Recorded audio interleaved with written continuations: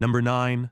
Russian women, the world's most beautiful. Walk through the streets of Moscow, St. Delist, Petersburg, or even smaller cities like Kazan, and you will notice something immediately. The women here are stunning. Russian women are often described as naturally beautiful. Fair skin, high cheekbones, piercing blue or green eyes, and long flowing hair. But what really sets them apart is not just genetics, it is effort. In Russia, appearance matters. Women dress up even for small errands. Heels, makeup, elegant coats. Looking polished is a form of respect, both to yourself and to others. This is not vanity, it is culture. But Russian women are not just beautiful. They are highly educated. Russia has one of the highest rates of female university graduates in the world. Many women speak multiple languages, work in demanding careers, and manage households with military precision. They are strong, not just physically, but mentally. Growing up in a country with harsh winters, economic instability, and political uncertainty builds resilience. Russian women do not wait to be saved. They survive on their own terms. Dating culture here is traditional in some ways, modern in others. Men are expected to pay for dates, open doors, and bring flowers, but never bring an even number of flowers. Even numbers are for funerals only. Always odd numbers. Russian women value providers, not because they are gold diggers, but because stability matters in a country where economic collapse has happened multiple times in living memory. A man who can provide is a man who can protect. But here is the complexity. While Russian women value traditional masculinity, they are also fiercely independent. They work, they study, they raise children alone if they must. The divorce rate in Russia is one of the highest in the world, around 65%, because women refuse to stay in bad marriages just for security. And here is a question for you. Would you want to date a young, dynamic Russian woman? If your answer is yes, drop a number 9 in the comments below. Russian beauty is not just about looks. It is about strength wrapped in elegance, grace under pressure.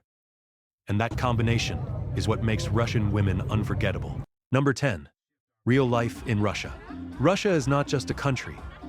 It is a universe, stretching across 17.1 million square kilometers, roughly 6.6 million square miles. It is the largest nation on Earth, so massive that it spans 11 time zones. When people in Moscow are having breakfast, people in Vladivostok are already going to bed. To put that in perspective, Russia is larger than the United States and Canada combined.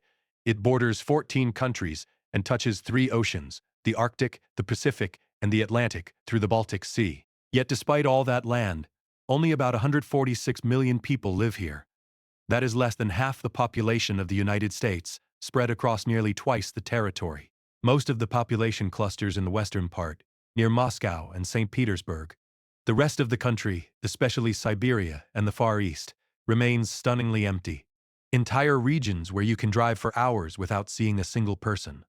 Russia holds the world's largest reserves of natural gas, the second largest coal reserves, and massive deposits of oil, diamonds, gold, and timber. This is a nation built on resources, and that wealth has created one of the most extreme economic divides on the planet. Moscow, the capital, is home to more billionaires than almost any other city in the world. Luxury cars, designer stores, and penthouses that rival Dubai. But travel just a few hundred kilometers outside the city, and you will find villages where people still live without central heating or running water. The Russian flag tells part of this story. 3 horizontal stripes, white, blue, and red.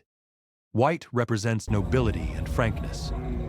Blue symbolizes faithfulness and honesty. Red stands for courage, love, and the blood shed for the country. A nation of contrasts, pride, and survival. Russia operates as a federal semi-presidential republic, though power is heavily centralized in Moscow. The country uses the Russian ruble RUB as its currency, and Russian is the official language, though over 100 languages are spoken across the regions. Now that you have a basic understanding of Russia, tell us which city you are watching from by leaving the name of where you live in the comments below. Number 8. The nightlife nobody talks about. When the sun sets in Russia, 2 worlds emerge. One is glittering, exclusive, and expensive. The other is raw, underground, and dangerously unpredictable. In Moscow, nightlife is a display of wealth. Clubs like Icon, Gypsy, and Mutabor cater to oligarchs, models, and anyone willing to spend thousands of dollars in a single night. Bottle service starts at $500. Entry fees can exceed $100, and dress codes are strictly enforced. No sneakers, no casual wear. If you do not look like money, you do not get in. Inside, champagne flows. DJs from Europe spin until 6 a.m. And yes, beautiful women are everywhere. Some are there for fun. Others are working. The line between socializing and transactional relationships blurs in these spaces. St. Petersburg offers something different. The city is younger, artier, less obsessed with status. Clubs like Stackenschneider and Gribodov mix electronic music with Soviet-era aesthetics. Expect underground vibes, creative crowds, and a lot less pretension than Moscow. But the real nightlife, the one tourists never see, happens in dive bars, apartment raves, and secret parties announced only through Telegram channels. This is where young Russians escape the pressures of daily life. Cheap vodka, loud music, no rules. Alcohol culture in Russia is no joke. Vodka is not just a drink. It is a ritual. Toasts are mandatory. Refusing a drink can be seen as disrespectful. And once the bottle is opened, it must be finished. Leaving vodka unfinished is bad luck.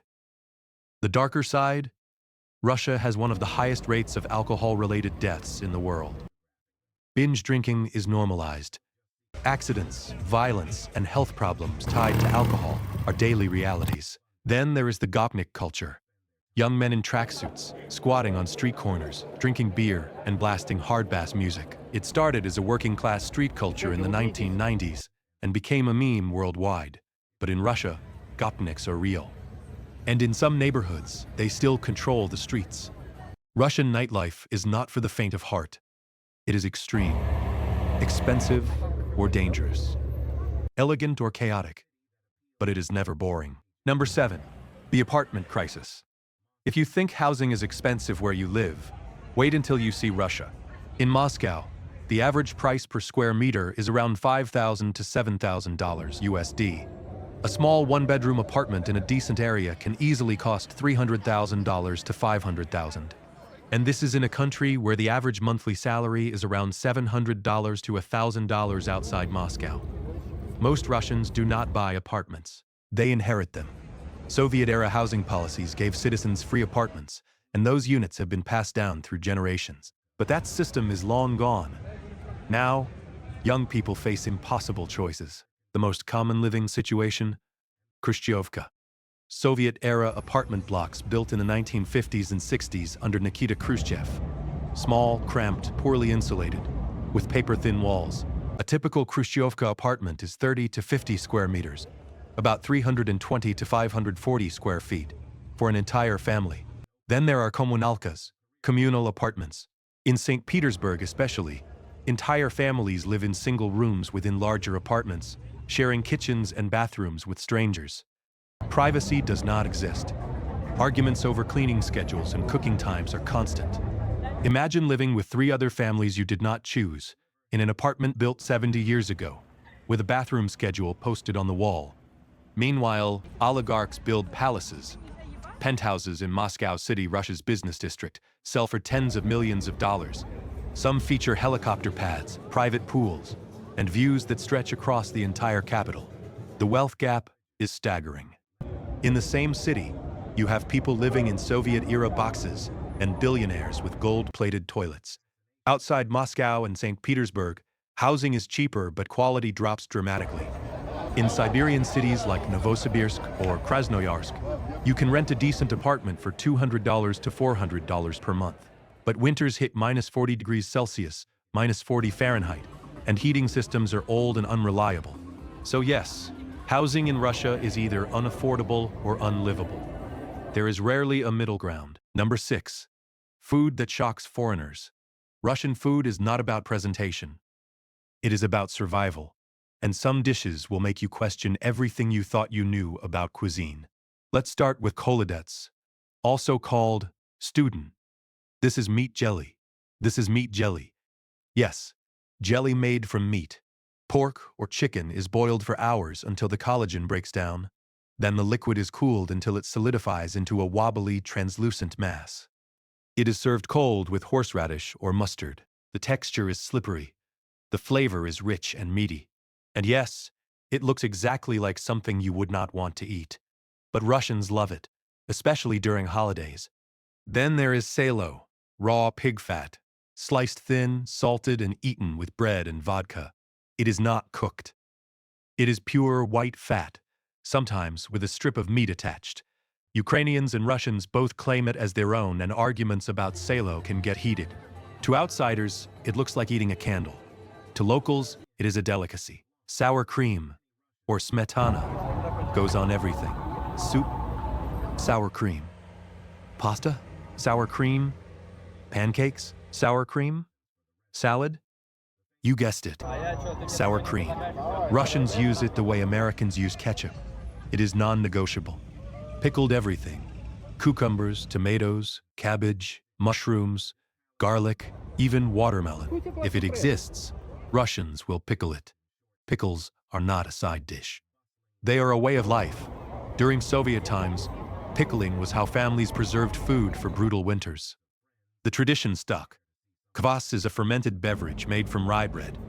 It tastes slightly sour, slightly sweet, and vaguely alcoholic, though the alcohol content is usually under 1%. Street vendors sell it from giant yellow tanks in summer. Some people love it. Others compare it to drinking old bread soup. And yes, Russians eat bear meat. In Siberia and the Far East, bear is hunted and served in stews or grilled. The flavor is strong, gamey, and tough. It is not common, but it exists. Horse meat is more widespread. Sausages made from horse, called kazilik, are popular in Tatarstan and other regions. The meat is lean, slightly sweet, and surprisingly tender. Russian food is not designed to impress Instagram. It is designed to keep you alive through a winter that wants to kill you. And once you understand that, the food starts to make sense. Number 5. Strange but true facts about Russia. Russia operates on rules that make perfect sense to locals and 0 sense to anyone else. First, dash cams. In Russia, almost every car has a dashboard camera. Why? Because insurance fraud is rampant. People throw themselves in front of cars, fake injuries, and demand payment. Corrupt police sometimes side with fraudsters.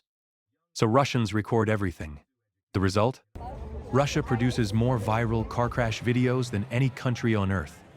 Meteors, road rage, bears crossing highways. It is all on camera. Flowers. Never give an even number of flowers in Russia. 2, 4, 6. Those are for funerals and graves. If you show up to a date with an even number, you have just told someone you wish they were dead. Always odd numbers. 3, 5, 7. This is not optional. Shoes off. Always. The moment you enter a Russian home, you remove your shoes. The host will offer you slippers, called tapochki. Refusing them is rude. Walking around in your outdoor shoes is unthinkable.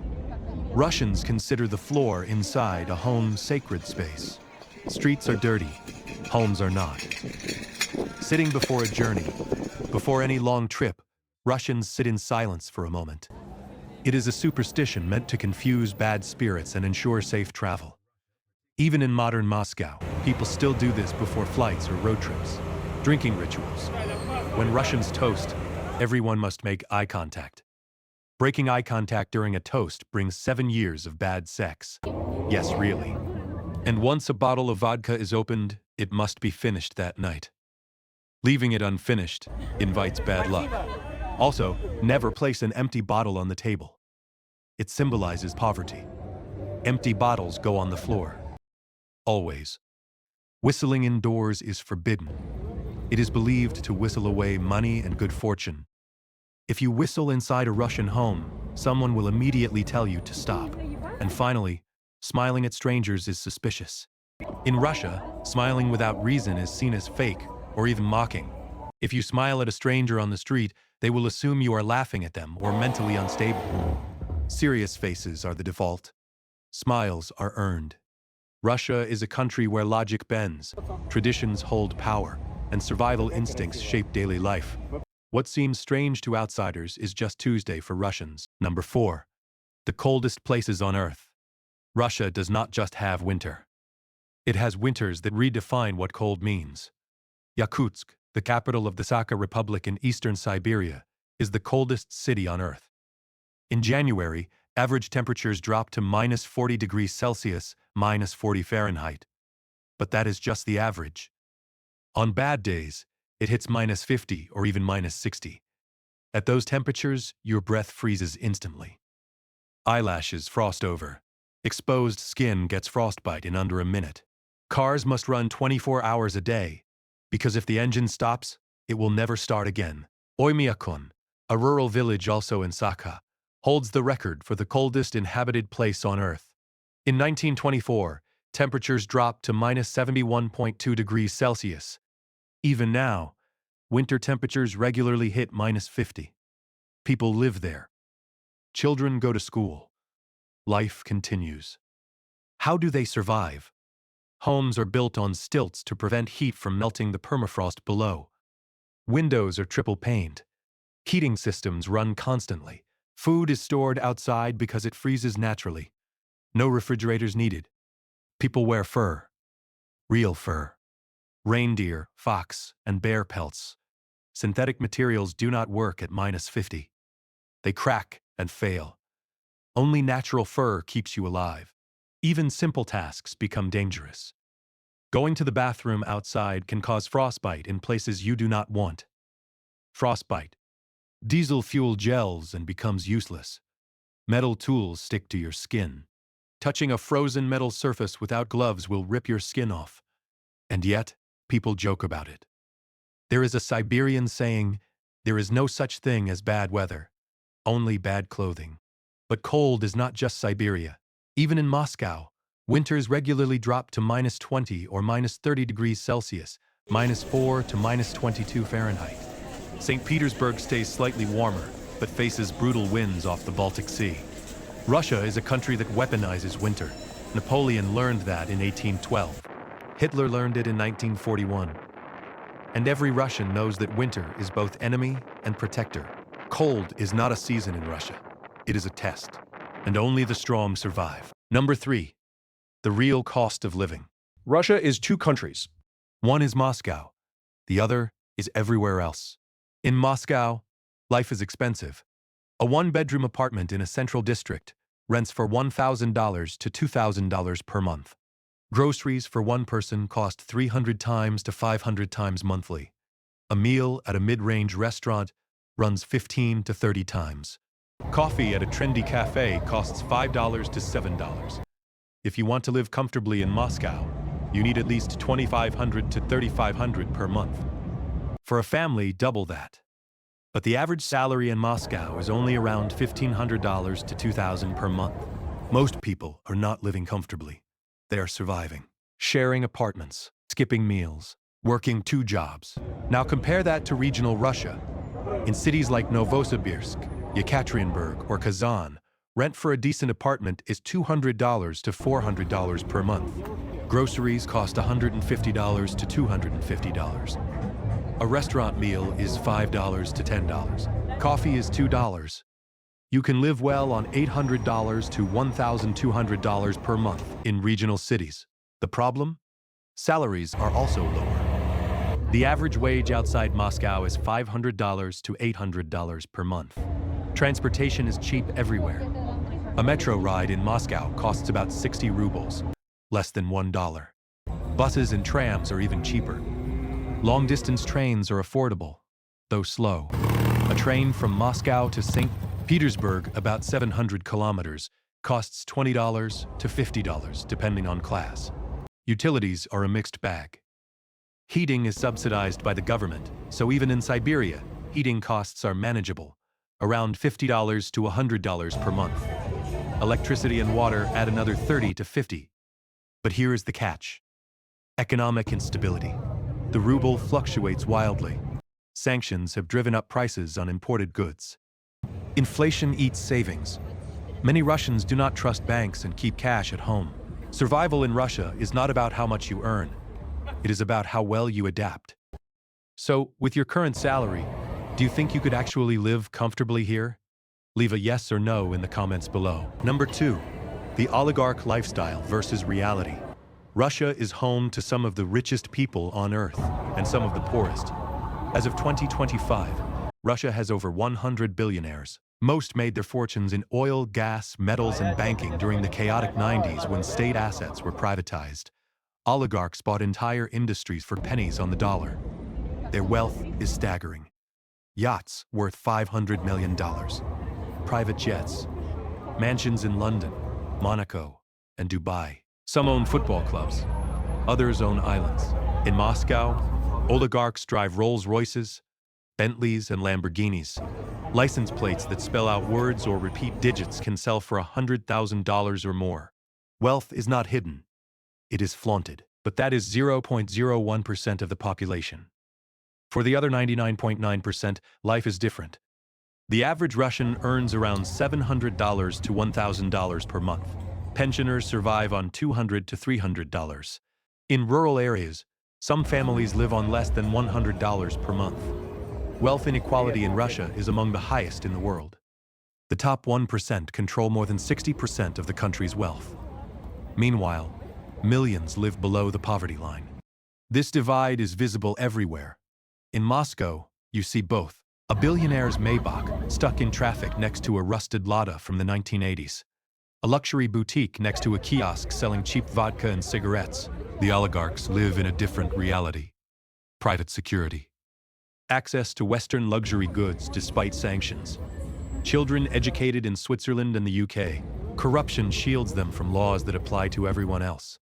But since 2022, sanctions have hit hard. Yachts seized. Assets frozen. Oligarchs are still rich, but their money is trapped. Many have fled Russia. Others stay, quietly loyal to the Kremlin. For ordinary Russians, the oligarchs are both admired and resented. Admired for their success, resented for their immunity.